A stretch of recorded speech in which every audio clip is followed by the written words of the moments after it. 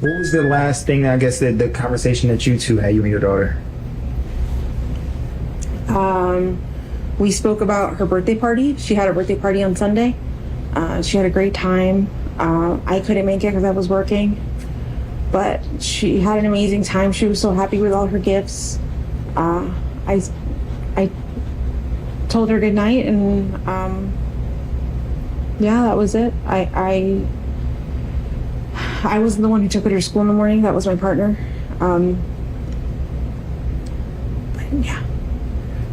13? She's 13 years old. Yes. 13, Madeline? Madeline. What are you thinking right now?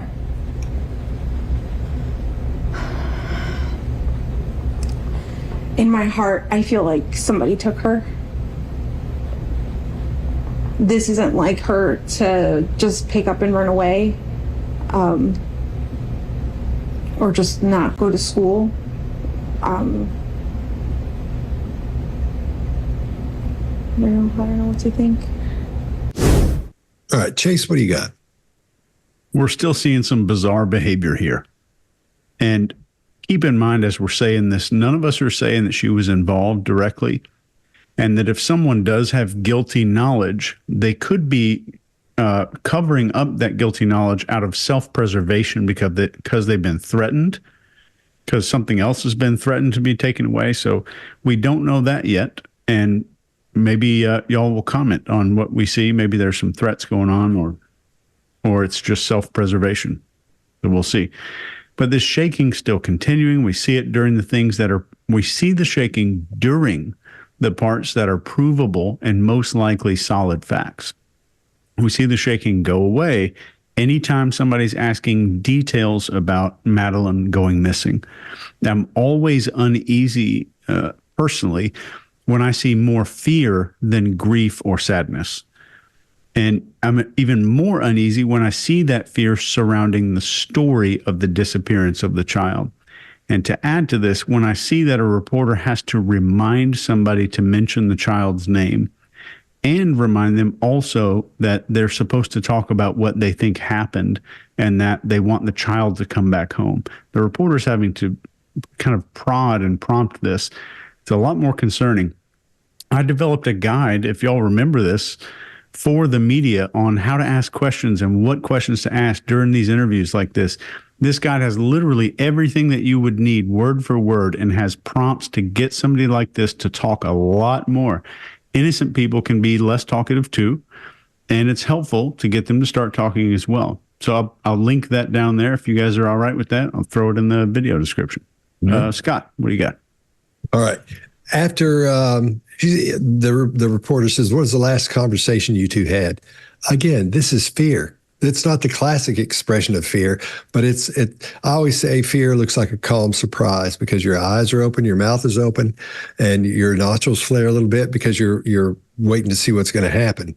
You know, you've been shocked and then, what's happened? It's almost like a lengthened amount of shock, and it just lasts for a little while. So, and I asked Melinda Ozell about this as well. She's a big micro expression specialist, and she said, yes, that's what she's seeing as well. We talked about some other things, details of it, but we both agreed that was fear. So yeah, Chase, that's spot on. So when she answers again, that leg goes jiggling and she starts bouncing around like she's on one of those old covered wagons in a Western movie or something. It's a lot there. So she's getting a lot of stress from that question. And then this is where the fading facts come in at the end of that second answer, when she starts talking, as she's speaking. When we talk about fading facts, we're talking about someone who is giving you information that's supposed to be a correct answer or the answer. And as they get quieter toward the end, it's because their brain's saying, we shouldn't be doing this. In other words, we shouldn't be doing this, man. This is not true. So they'll get quieter as they go and down toward the end. So listen for that. We'll hear that a few more times in here because that's classic. That's not one cue shows you that someone's lying or telling the truth, but this is when you start grouping these things together, you can start making decisions about what you're seeing. If you have a whole lot of things that may suggest deception, then you can feel pretty good about saying that's probably deception, because there's no way to know for sure by one cue that someone is being honest or telling you the truth. that mouth chewing adapter shows up where she's chewing on her mouth and she's doing mouth grooming again, then stress mouth and the leg goes up. This is just everything she's dealing with here is causing stress. Every question causes stress. Everything she's asked to talk about causes stress. Every time they go even just this deep into it, that leg starts jiggling, she starts jumping around. So anyway, so I think something's up here. I think there's a lot more going on than I think anybody is aware of at this point outside of this investigation so far anyway. But then again, we hear when she says, I don't know what to think, we hear fading facts there as well. Mark, is that all of us? Fear is an interesting expression. You're right. It's very similar to surprise. And often, when you're looking at those emotions, it's the one that people will conflate. And I think the reason for that is, in my belief and understanding, is that fear has to be very, very subtle, because you don't want to show the predator that you're fearful, because it will trigger an attack. It has to be subtle enough that the people around you would detect the fear, but not so big that anything, outside of that close distance would see the fear. I'm going to go even further than fear, though I think you're absolutely right, Scott, and obviously Melinda is absolutely correct, but I'm going to go for its terror. I think we're seeing terror in the face, and I'll say in the next video why I think it's, well, extreme fear. It's fear, but at an extreme, and it's still subtle, because the signal has to be just for the people around, not big enough for the predator to see. Now, she has a theory, which is someone took her, so that's good that she has a theory, but then she changes that and she says, I don't know what to think. And that's, I think, the thing that you were getting fading facts on there, Scott. So that's interesting. She's got a theory, and that's a plus point for her. And then the theory gets taken away with fading facts. So she's backpedaling on it a little bit. And then we get a new piece, a new story. I wasn't the one who took her to school. Well, last two videos, we dropped her off, and now she's not any part of it. The story is changing significantly here. Why might that be? There's a lot going on in this third one. Is that all of us or Greg? Nope, me still. Yeah, Greg. So I got the same thing, Mark. I think it is terror. I think it's a mild version of terror, but I think she's shocked and terrified by the question. Shouldn't be. What's the last thing you said to your daughter? Seems like a normal question. But then that agitation comes back. And we can all recognize shock, fear, terror in faces because, as you guys said, they're more subtle, but we all can recognize them. That's Darwin started that long ago. She does a lack of certainty with that single shoulder shrug, and then she goes to hesitant cadence, really hesitant. Almost loss of verbal fluency at I told her good night. Well, hell, you should remember the last thing you said to somebody like that. That's awkward for me. Yeah, and that was it. What? You say that after you say the last words you said to her?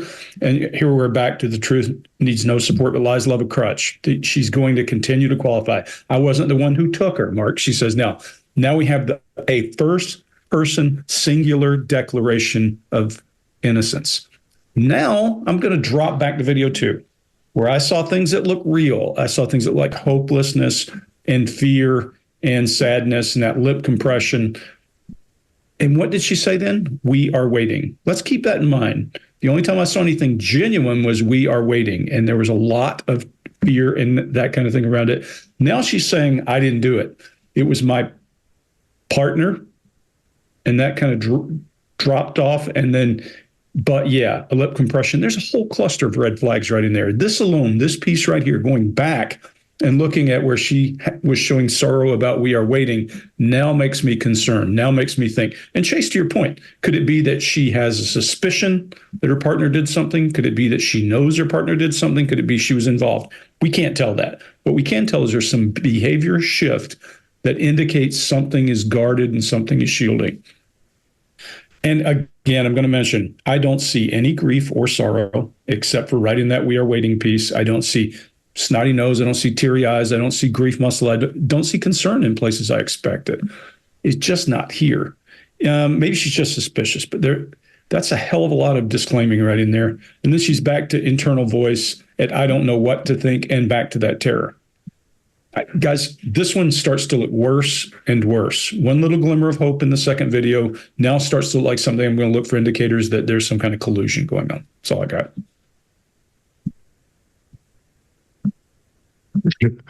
Scott, back with his contempt. This is what bothers me. What was the last thing, I guess, the conversation that you two had, you and your daughter? We spoke about her birthday party. She had a birthday party on Sunday. She had a great time. I couldn't make it because I was working, but she had an amazing time. She was so happy with all her gifts. I told her good night, and yeah, that was it. I wasn't the one who took her to school in the morning. That was my partner. But yeah. 13? She's 13 years old. Yes. 13, Madeline? Madeline. What are you thinking right now?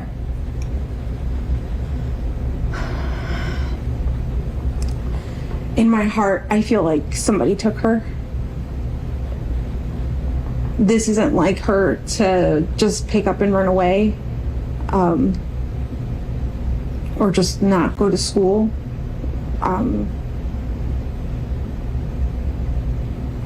don't know what to think. If you like this video, get the full body language breakdown and analysis on our main channel by clicking this video right here.